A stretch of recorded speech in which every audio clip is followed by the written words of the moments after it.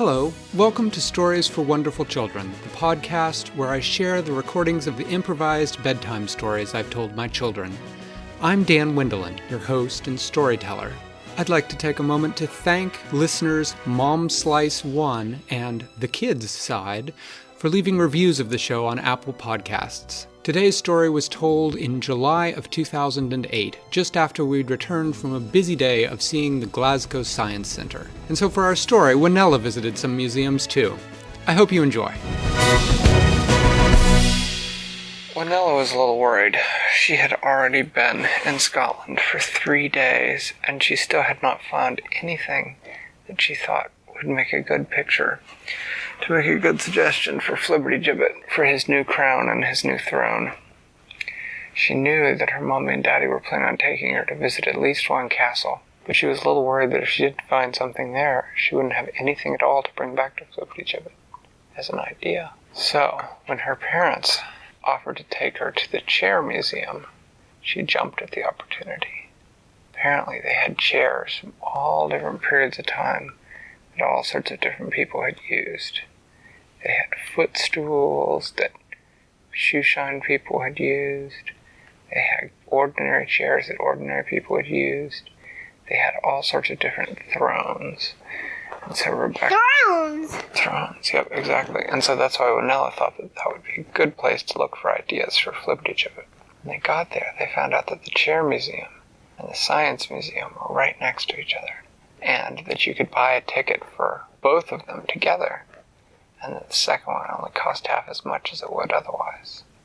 So she and her parents decided to go ahead and do that. So the first thing they did, they went into the Chair Museum, and the first area of the Chair Museum was dedicated to a chair that everyone sits in, which is a toilet.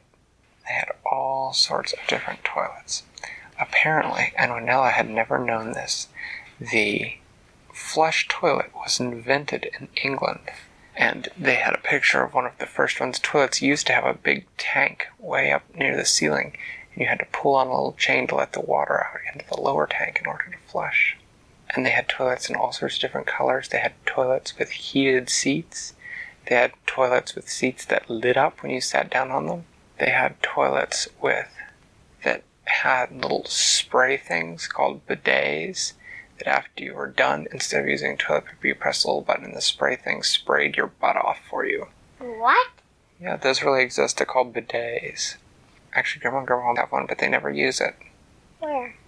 In their bathroom. You know that thing that Grandpa stores all his newspapers in next to the toilet? Yeah. That's a bidet. If you take all the newspapers out of it, it when you turn it on, water shoots up from the bottom, and you can sort of sit over it and use it to wash your butt instead of using toilet paper. That clean water up? Yes. Clean water shoots up. You have to wipe your butt off to make it dry. Well, yeah, you would then have to wipe your butt off to make it dry. So anyway, some people like them. I don't know. I think they're much more popular in Europe than they are in the United States. Anyway, so after they got done with the toilet area, they had an area that just had all sorts of kitchen and bar stools.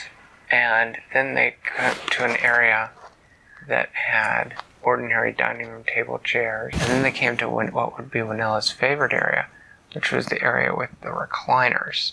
Soft, comfy chairs that you could press buttons and they would lay back. Some of them also would massage you.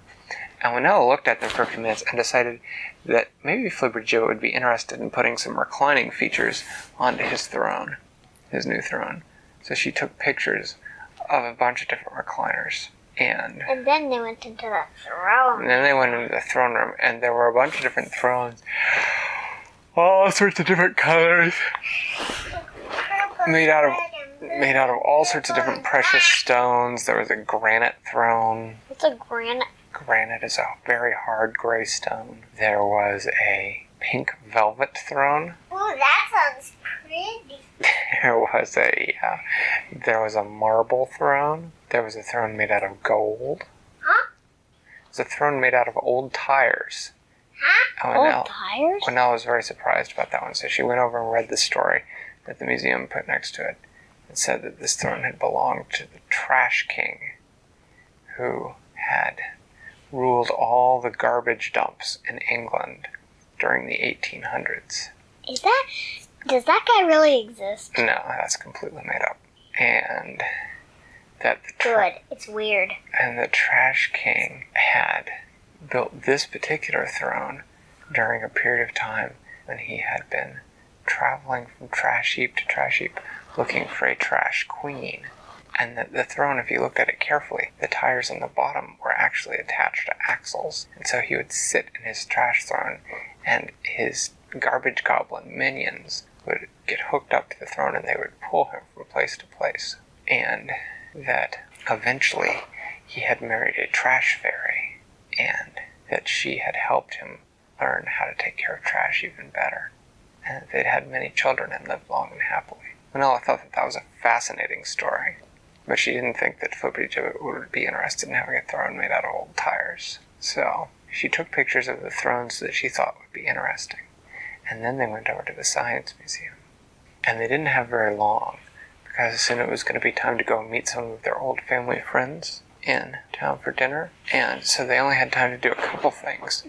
Old And crowns? there were these, no, they didn't have any crowns at the Science Museum. What they did have, though, were they had these big, sort of giant dish-shaped things that were on the far opposite ends of the room from each other. But if you stood near one, you could whisper all the way across the room to the other person. Winella took pictures of those. She thought maybe Flibbertygibit could make the back of his throne shaped like that, so that he could whisper to people in the room by moving the dish a little bit. And Winella found a throne back in the area where Flip-Flop might like to sit, because it had all sorts of joke kit. It belonged to the Joking King. And Winella read the sign post, and it said, "This belonged to the Joking Queen. If you look more carefully at the bottom of it, it will spray water at you." And it has all sorts of joke things attached to it. And Winella took a picture of that. She thought Flip-Flop might like that. Absolutely. He'll definitely like it. So they only had time for one more thing at the Science Museum. And so they went to a show, and it was a chemistry show. What does chemistry mean? Chemistry is combining different elements into new compounds, like what we saw today at the Glasgow Science Center. And so anyway, they asked for a volunteer as part of it. And a volunteer, they took a big lump of pure coal. It was pure carbon. And they had Winella take it, and she put it inside this huge pressure chamber that pressed really, really hard on the coal from all sides and heated it up very, very, very hot. And after it was done, there was a ding, and the door opened, and they had Winella put on a special glove and take out what was left. And what was left was a diamond. A diamond? Yep. And that's what happens when you take carbon, like coal, and heat it very hot under a lot of pressure. It becomes a diamond. Now, it wasn't a cut diamond like it is in Mommy's ring. It was just an uncut diamond. But they gave it to Winella for volunteering, and she would get to take it home and have it cut into something if she wanted. And she took pictures of the diamond and of the pressure chamber, so that if Flibbertygibit ever wanted to try to make diamonds for his own crown, he would know how to do it. And then it was time to dash off to dinner. And they did. They dashed off to dinner. The food was so cold. No, the food wasn't cold. Well, it was cold, actually, because what they had were 3 different flavors of ice cream. For the before dinner ice cream, they had some ice cream that was flavored like celery. Celery? Celery. Which Winella didn't think sounded very good, but when she tried it, it was actually pretty good. And then ice cream flavored like celery? For the main course... You have got to be kidding me. I kid you not. For the main course, they had ice cream that was flavored like cheesecake. And then for the last course, after dinner, you could choose between blueberry, strawberry, and vanilla. And Winella couldn't choose, so she took a little scoop of each one.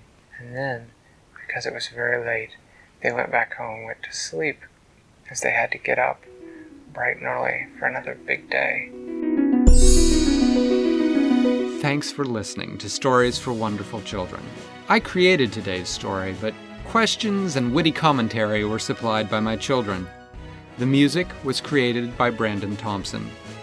Your reviews and personal recommendations are the main way that new listeners find the show, so thank you for spreading the word. I'd love to hear your feedback, so feel free to get in touch via email or social media, which are listed in the show notes. Until next time, I'm Dan Wendelin, reminding you to tell someone you love a story.